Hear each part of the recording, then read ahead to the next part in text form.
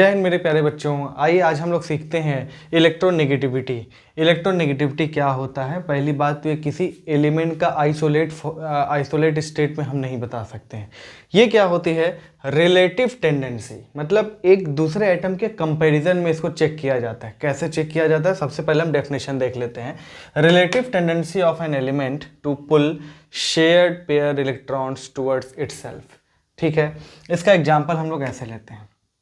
जैसे हम लोग बचपन से क्लास 10 से HCl में पढ़ते आए हैं कि ये सिंगल बॉन्ड होता है, ठीक है ना।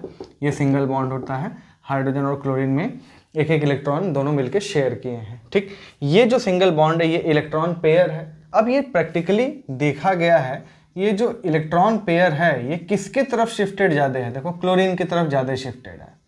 बात समझ में आ रही है, क्लोरीन की तरफ ज़्यादा शिफ्टेड है। तो ये बॉन्डेड स्टेट में चेक किया जा रहा है कि ये जो इलेक्ट्रॉन पेयर है कौन से एटम की तरफ ज़्यादा शिफ्टेड है, या कौन सा एटम उसको शेयर्ड पेयर इलेक्ट्रॉन को अपनी तरफ पुल करके रख रहा है, खींच करके रख रहा है। तो इसका मतलब हम बोलेंगे chlorine is more electronegative than hydrogen.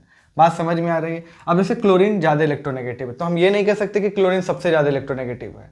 Oxygen आ गया वो इससे जीत जाएगा। ठीक, ऑक्सीजन के आगे फ्लोरीन आ जाएगा तो फ्लोरीन इलेक्ट्रॉन पेयर को अपनी तरफ खींचने लगेगा। तो ये रिलेटिव होता है, ठीक है ना, ये रिलेटिव होता है। तो एक अंतर तो यहाँ पे हम ये भी कर सकते हैं कि क्लोरीन जो है वो इससे ज़्यादा इलेक्ट्रोनेगेटिव तो है, बट दूसरे एटम से अगर कम इलेक्ट्रोनेगेटिव तो ये रिलेटिव टेंडेंसी हुआ, किसी एटम के रिस्पेक्ट में हुआ। अकेले एटम का हम नहीं बता सकते हैं, वो किसी एटम और के साथ क्या होना चाहिए, बॉन्डेड स्टेट में होना चाहिए। This is the difference between electronegativity and electron affinity. Electronegativity हमेशा बॉन्डेड स्टेट में चेक किया जाता है। बात समझ में आ रही है।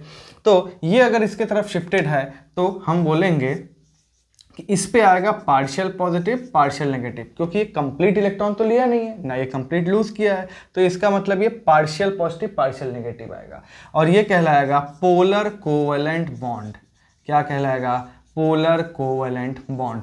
अब सिमिलरली जैसे H2Cl2Br2, हम H2 की बात करें तो दोनों ही एटम सेम है भाई। जब दोनों ही सेम है तो यानी कि जो इलेक्ट्रॉन पेयर होगा वो एकदम एग्जैक्टली बीचों बीच होगा, और ना तो इस पे कोई पॉजिटिव ना तो इस पे कोई पॉजिटिव, ना दोनों पे कोई नेगेटिव नहीं, किसी पे पॉजिटिव किसी पे नेगेटिव नहीं।